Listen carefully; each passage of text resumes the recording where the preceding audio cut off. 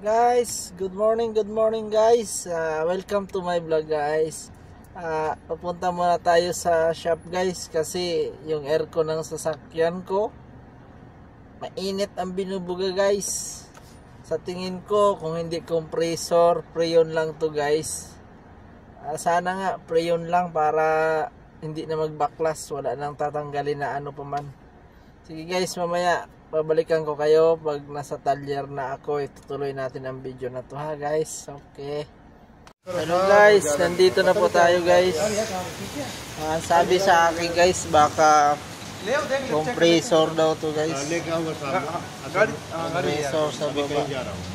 Pero wala pa naman guys, isilipin pa ng tropa natin kung ano ba talaga yung tunay na problema nito.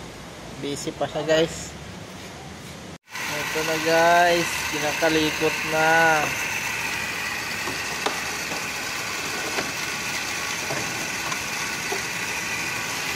Check niya na guys kung ano ba talaga ang problema nito.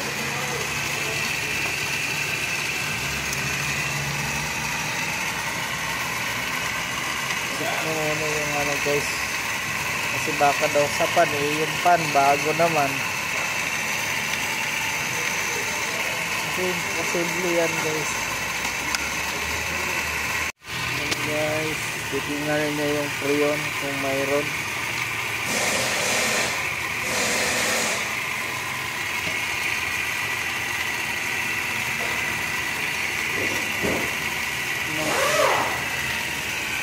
Mapi, kala mo guys, mapi freon.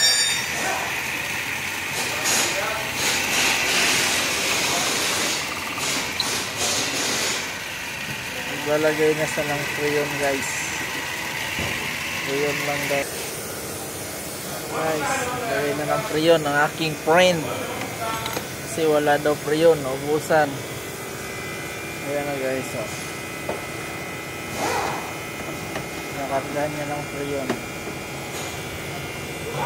Okay guys, alam nyo na freon ang problema guys. May leak daw guys sa ilalim. Kaya naubos yung freon.